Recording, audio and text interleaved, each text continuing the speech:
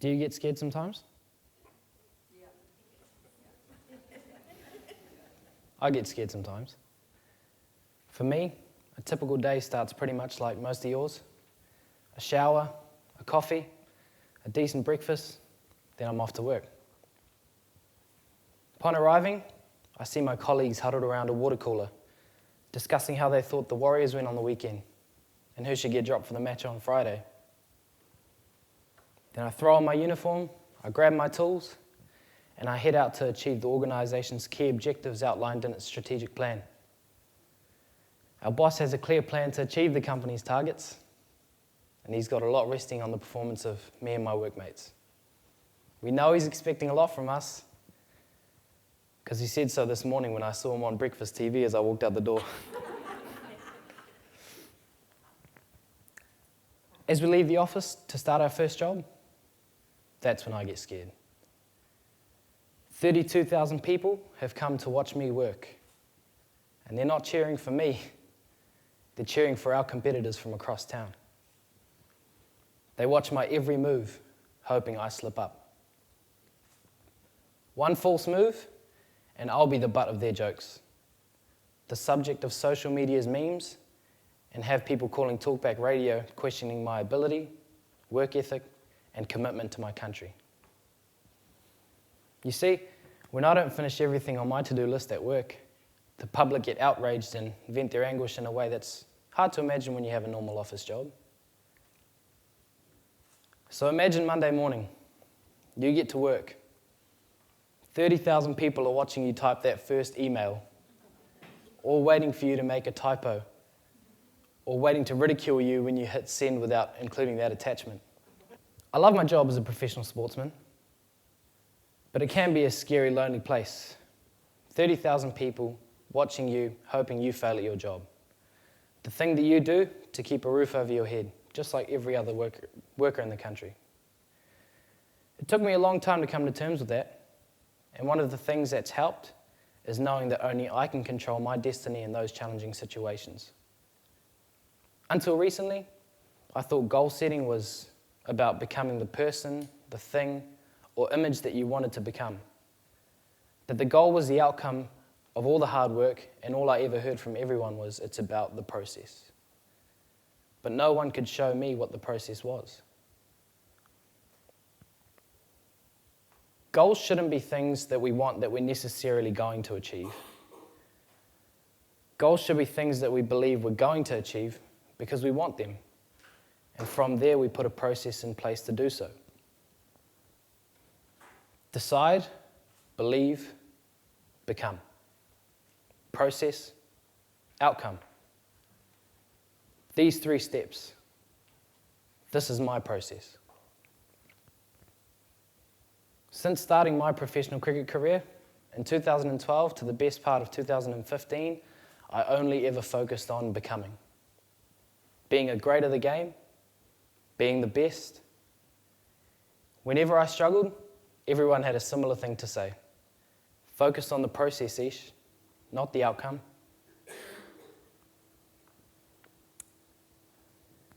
All I ever saw growing up were my cricketing heroes, Shane Warne, Daniel Vittori, even guys like LeBron James.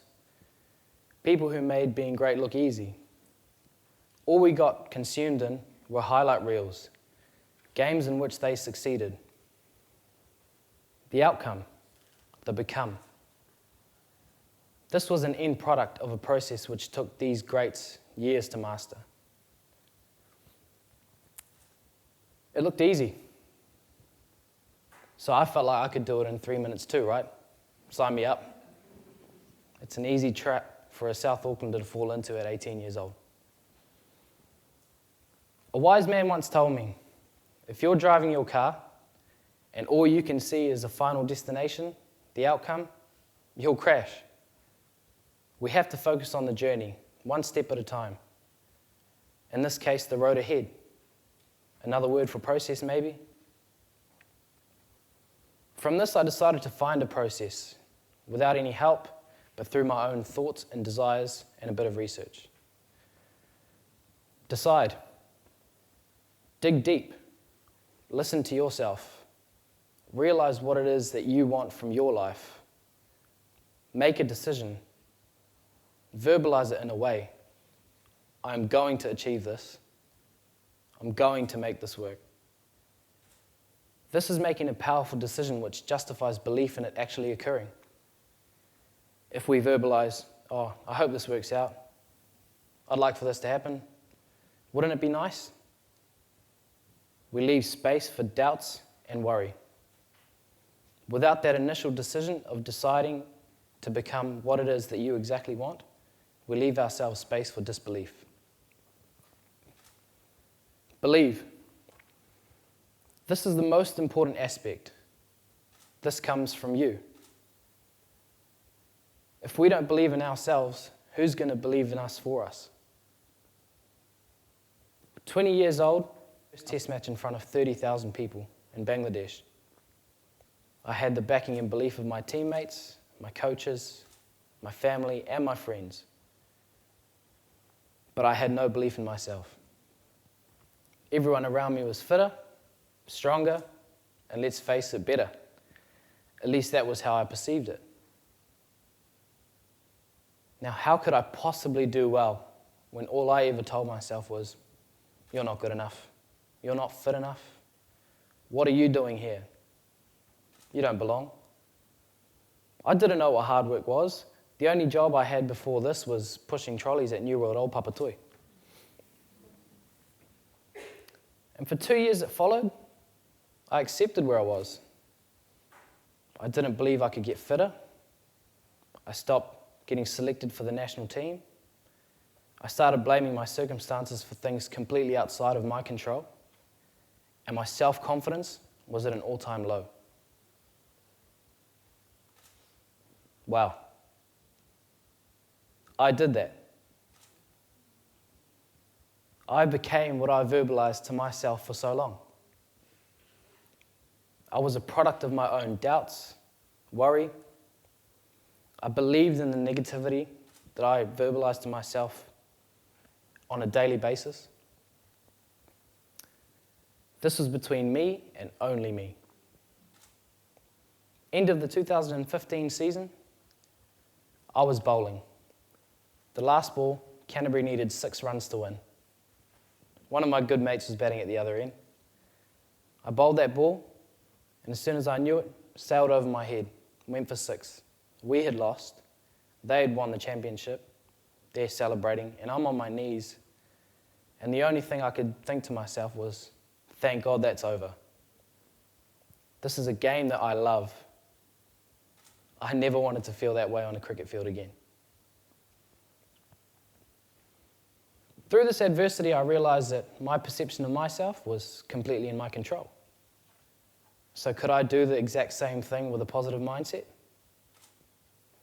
I'm going to try. I believe I'm good enough. I believe I'm fit enough. And I'm going to be the best me that I can possibly be. All of a sudden, all of this positivity I had instilled in myself gave me inspiration. Inspiration to get out of bed, inspiration to go to that gym session, give it 100%, bowl for hours trying to improve my game.